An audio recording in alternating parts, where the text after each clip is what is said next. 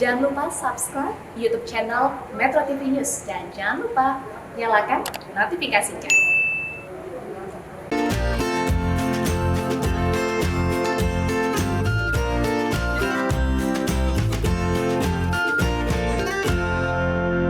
Dipersembahkan oleh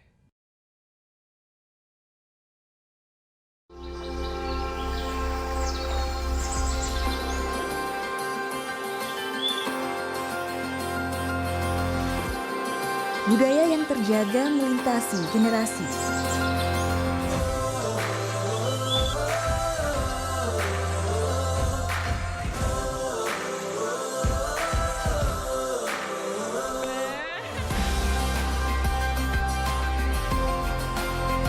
Laut biru yang menyimpan keceriaan di sudut pesisir pantai.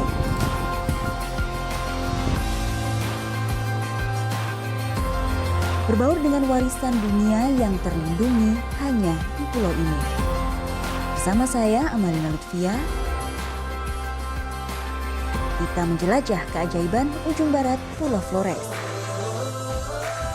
Hanya di Journey Way to Explore.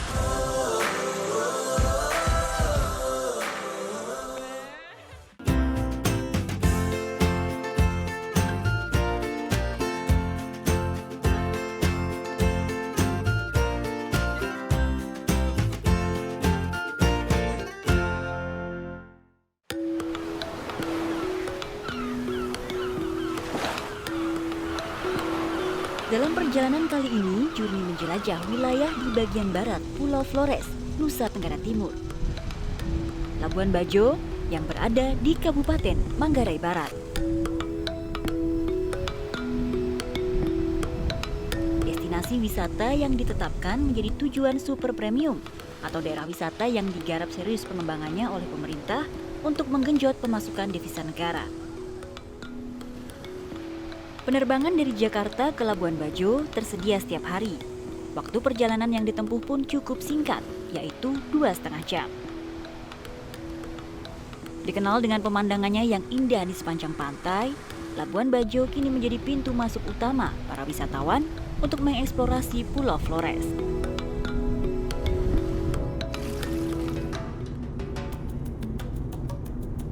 Lokasi wisata pertama yang akan kami kunjungi adalah Kampung Adat Todo yang berada di Kabupaten Manggarai, tepatnya di Kecamatan Satar Mise Barat. Nah, untuk para traveler yang belum pernah ke Labuan Bajo atau Pulau Flores tidak perlu khawatir masalah jaringan. Menjadi tujuan wisata, Pulau Flores dan khususnya Labuan Bajo telah berkembang pesat, terutama dalam hal ketersediaan jaringan internet. Sebuah kebutuhan utama para traveler untuk selalu terkoneksi dan tentu mengupdate status di media sosial. Termasuk di sepanjang jalan dari Manggarai Barat menuju Kabupaten Manggarai, saya masih dapat terus mengakses aplikasi penunjuk jalan untuk memastikan waktu tempuh dan jarak perjalanan agar tidak luput dari perencanaan. Perjalanan menuju Kampung Todo memakan waktu kurang lebih 3 jam dengan jalanan berliku menuju ke daerah pegunungan.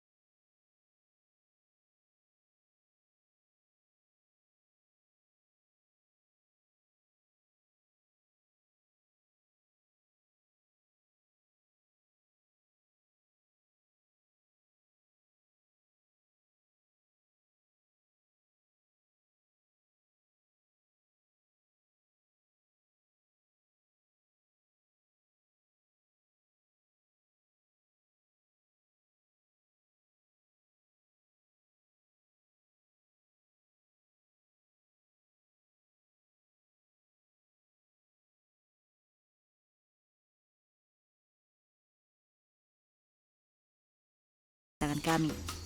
Empu, anak so lama Jakarta, lama Metro TV.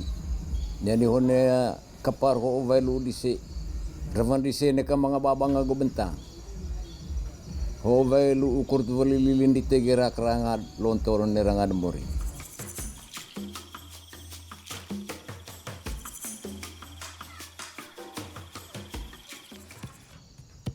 Kampung Adat Todo telah berusia ribuan tahun.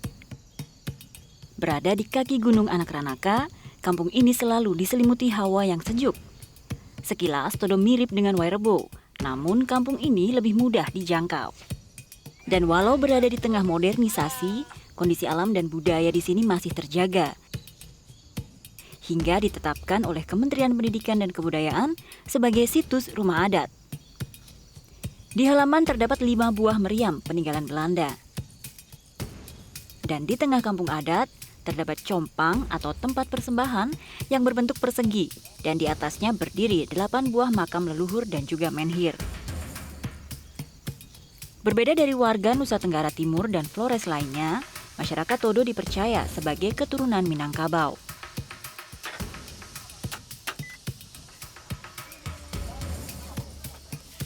Nah, perbedaan ini salah satunya dilihat dari motif tenun yang dikerjakan oleh mama-mama di sini. Mama, ini kalau tenun khusus khas Todo ya? Iya, Berbeda dengan yang di Labuan Bajo atau di Iya, Ibu. NTT lain? itu dia berbeda dengan tenunan lain. Itu ada campuran warna macam kelepas itu tadi, Oh, kelepas itu Ah. motif. motif. Iya. Nah, tenun di sini ini dipakainya di event-event apa? Di acara apa, Mama? Acara adat, acara pesta-pesta itu bisa pakai kain. Harus wajib ya? Ya, wajib. Seperti saya masuk ke desa adat ini Iya. wajib ya pakai kain Wajib ya? pakai kain.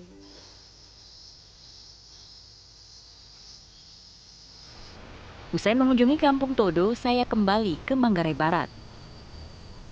Sebagai tujuan wisata super premium, Labuan Bajo menawarkan banyak pilihan resort mewah dengan jaminan kenyamanan selama berada di sini.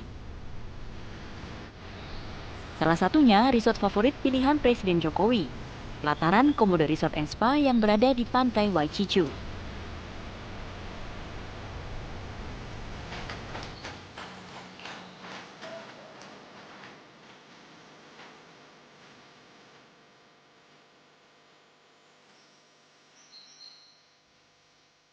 Memasuki area resort, suasana alam Labuan Bajo kental terasa di sini. Dengan villa-villa yang terpisah satu sama lain, menawarkan privasi bagi para pengunjung. Interior kamar pun ditata dengan nuansa tradisional namun tetap mengutamakan kenyamanan. Dan yang pasti, resort ini berada tepat di tepi pantai. Sehingga siapapun yang menginap di sini akan disuguhi pemandangan Laut Komodo yang tenang dan juga menyejukkan. Hari pertama di Flores Barat cukup melelahkan, namun tentu menyenangkan karena keindahan yang tak habis didapat di setiap mata memandang. Perjalanan saya masih akan berlanjut ke pulau-pulau di sekitar Labuan Bajo. Sesaat lagi masih di Journey Way to Explore.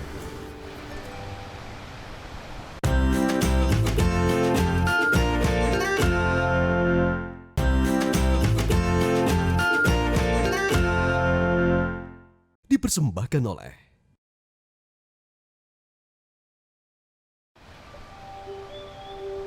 Pemandangan matahari terbit di Bukit Double Sun membuka hari kedua saya di Labuan Bajo.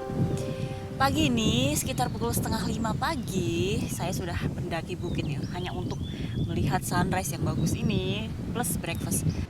Nah, selain di Bukit Double Sun ini ada satu bukit lain untuk menikmati sunrise picnic breakfast on the hill. Pihak resort membatasi tamu untuk pengalaman spesial ini di masa pandemi dan akan membagi tamu ke 2 bukit jika kondisi dirasa tidak memungkinkan. Tentu yang spesial, sunrise breakfast ini sangat cantik untuk diposting di media sosial atau istilah masa kininya sangat instagramable bagi para traveler.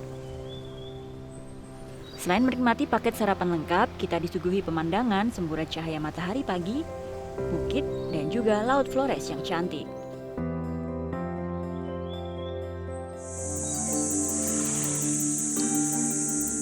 Usai sarapan, saya menuju ke dermaga resort.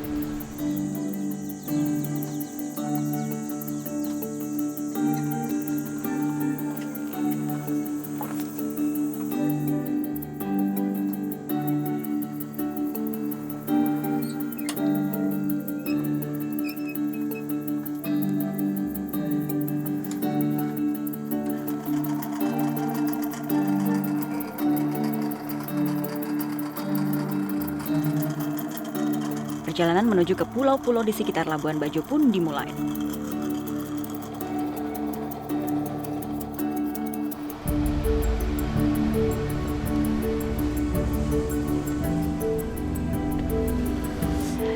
Salah satu pilihan wisata yang wajib dikunjungi saat datang ke Labuan Bajo adalah island hopping. Nah, hari ini kita akan mengunjungi beberapa pulau-pulau di sekitar Labuan Bajo. Supaya tidak terlalu siang, kita harus berangkat sekarang, supaya arus masih tenang. Ada beberapa pilihan untuk menikmati Labuan Bajo. Salah satunya adalah jelajah menggunakan kapal atau sering disebut dengan LOB, Live on Board, yaitu dengan menghabiskan waktu di kapal untuk mengelilingi pulau dan laut.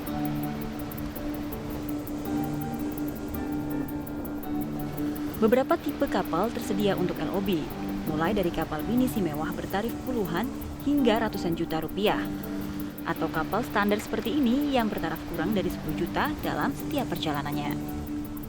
Untuk mengakomodir tamu yang akan menghabiskan malam di kapal, fasilitas di sini pun dilengkapi dengan kamar tidur, toilet, dapur, ruang makan, dan dek tempat bersantai.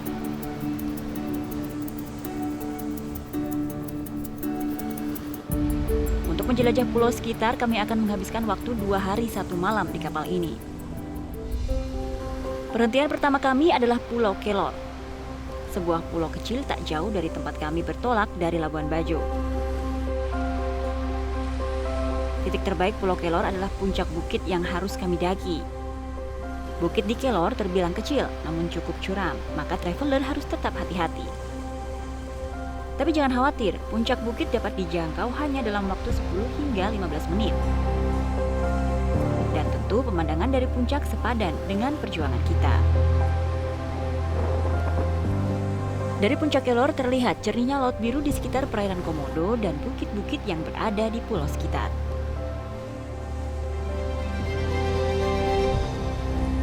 Di sekitar Labuan Bajo ini ada beberapa pulau yang bisa kita singgahi, salah satunya Pulau Kelor ini. Nah, bagi Anda yang tidak kuat trekking terlalu panjang, pulau ini bisa jadi pilihan yang tepat untuk sedikit merasakan trekking kecil-kecilan karena tidak terlalu tinggi. Dan jangan khawatir bagi Anda yang punya sosial media, para travelers, di sini semuanya jaringan sudah 4G. Jadi sepanjang jalan ke sini ada memang beberapa spot-spot yang masih belum terjangkau sinyal, tapi begitu masuk ke pulau, nah saya sudah bisa dengan lancar nih mengakses internet.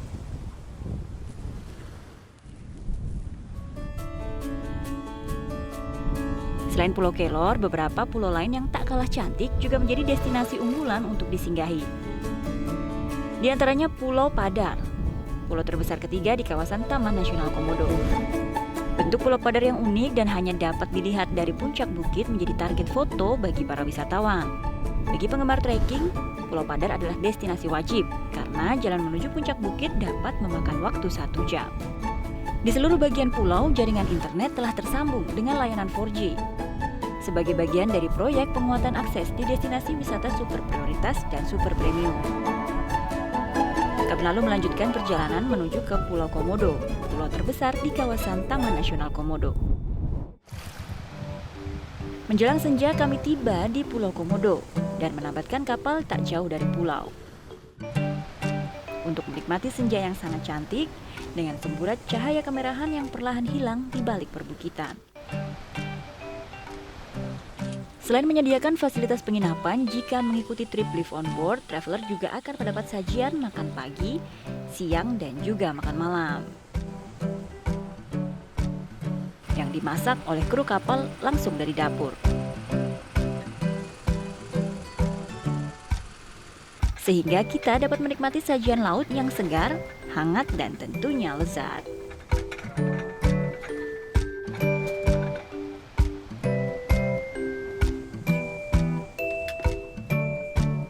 Salah satu fasilitas dari menyewa kapal di sekitar Labuan Bajo ini adalah kita juga disiapkan menu makan malam yang lengkap nih, ada ikan, udang, dan juga sayur. Nah, malam ini kita akan makan lalu istirahat untuk besok selanjutnya kita akan melanjutkan penjelajahan di Pulau Komodo. Teman-teman, kita makan dulu. Makan dulu. Oke.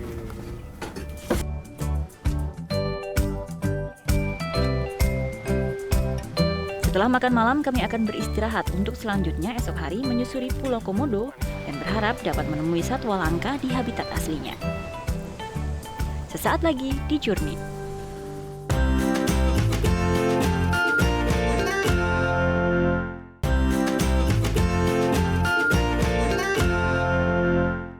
Dipersembahkan oleh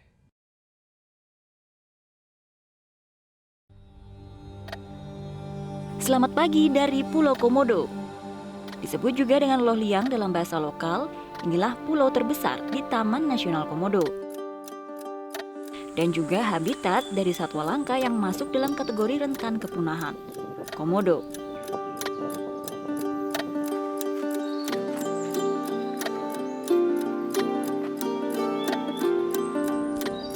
Saya sudah tiba di Pulau Komodo. Nah, Pulau Komodo ini bersama dengan Pulau Padar dan Pulau Rinca, juga pulau-pulau sekitar lainnya, menjadi bagian dari Taman Nasional Komodo yang memang dibentuk untuk melindungi satwa komodo dan juga habitat aslinya. Nah, sebelum masuk untuk melihat-lihat pulau ini, kita harus bertemu dengan petugas Taman Nasional untuk memandu kita melihat komodo di sekitar sini. Saya pun terlebih dahulu meminta izin dan menemui Kepala Resort Taman Nasional Komodo sebelum mengeksplor pulau ini. Jika ingin memasuki area komodo, wisatawan tidak boleh berjalan sendiri dan sebaiknya ditemani oleh ranger.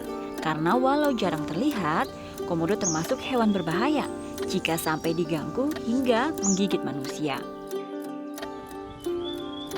Selamat siang Pak. Bapak Kepala Resort di sini. Betul. Namanya Oke. Pak? Saya David. Oke David, Mbak. Pak David. Saya Lina Pak dari Metro TV. Oh, selamat Pak, mohon datang. izin nih, kami Ya, mau siap. datang ke sini lihat-lihat komodo. Kalau boleh ditemenin sama Bapak ya. Oh bisa. Oke, lewat mana Pak kita boleh? Kita lihat sini. Sip, mari. Ada beberapa pilihan jalur trekking di pulau ini yang dapat dipilih jika traveler ingin melihat langsung komodo di dalam hutan. Jalur pendek, menengah, dan juga jalur panjang. Dalam penelusuran untuk melihat komodo, sepanjang perjalanan kami disuguhi pemandangan alam liar yang jarang ditemui di tempat lain. Tak hanya komodo, Taman Nasional ini juga menjadi habitat bagi satwa lain. Seperti rusa, beragam jenis burung, dan juga babi hutan. Hingga membentuk sebuah rantai makanan penunjang keseimbangan ekosistem di sini. Taman Nasional berbeda dengan kebun binatang. Keaslian dan sifat alami satwa di sini harus dijaga. Maka dilarang keras untuk memberi makan komodo atau satwa lainnya, apalagi memburunya. Kita udah jalan kira-kira berapa Pak? 1 kilo ada? Lebih Dari sedikit. depan, 1 kilo lebih sedikit. Tapi susah ya Pak ya ketemu komodo nih, saya belum lihat satupun tadi. Kemungkinan ini masih cukup panas. Mungkin Oh. sebentar lagi kalau kita beruntung bisa lihat. Karena ini alam liar ya. Jadi dia memang nggak suka.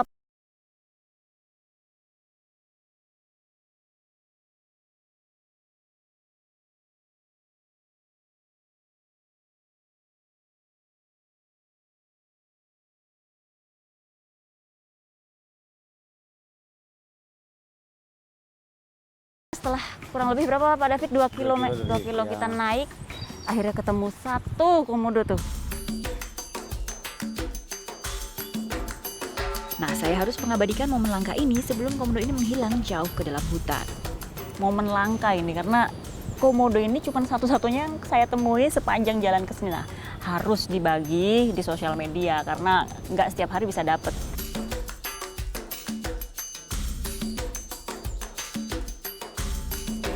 Di sisi lain Pulau Komodo ada kelompok masyarakat yang hidup berdampingan dengan satwa ini. Tepatnya di Desa Komodo. Di sekitar lokasi Pulau Komodo banyak ditemui penjual souvenir. Salah satunya adalah miniatur komodo kayu berbagai ukuran. Di desa inilah souvenir yang berupa miniatur komodo kayu berasal. Pak, ini gede sekali ya Pak ya? Iya, Ini iya. paling mahal nih kayaknya. Ya paling mahal. Berapa ini? Ini 3 jutaan. Kalau yang membuat ini Bapak buat sendiri atau ada pengrajin? Nah, ada pengrajin Ada pengrajin di dalam desa atau di mana? dalam desa. Kalau gitu saya mau beli ya Pak ya, satu yang Boleh, kecil aja boleh, berapa Pak boleh. harganya? Kalau yang kecil ini 150. Oh, Sambil berkeliling desa, saya menuju ke rumah salah satu perajin.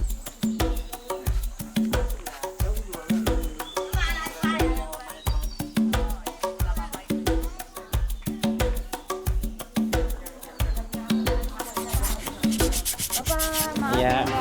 Oh ya. Ini dia ya Pak, komodo-komodo yang hasil karya Bapak. Iya Kalau Pak, saya ini memang satu-satunya pengrajin atau banyak Pak di sini di desa ini? Kalau satu-satunya pengrajin bukan hanya saya saja. Ya, kami ada 3 kelompok. Berapa orang anggotanya? Anggotanya sekarang sementara masih 60 orang. Oh, 60 orang. Ini dijualnya tuh sebenarnya hanya di situ atau di mana saja Pak pengrajinan? Kalau dijualnya untuk pengrajin, yang pertamanya jualnya di Loholiang. Ya, misalnya kalau ada pesanan dari Asotik atau dari Sopliang di Labuan Bajo atau mungkin pesan-pesanan dari luar, baru barang ini bisa bawa keluar.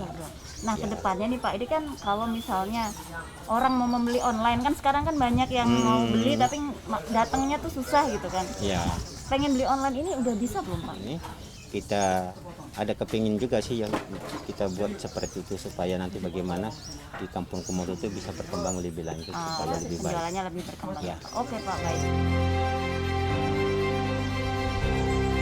Keramahan warga dan keceriaan anak-anak di Desa Komodo menutup perjalanan kami di Labuan Bajo. Sebuah lokasi wisata yang dilimpahi keindahan, eksotisme alam, dan juga keramahan budaya. Dan menjadi kawasan wisata super premium yang masih banyak menyimpan potensi untuk terus mengharumkan nama Indonesia di mata dunia. Sampai jumpa di perjalanan journey berikutnya. Metro TV, knowledge to elevate.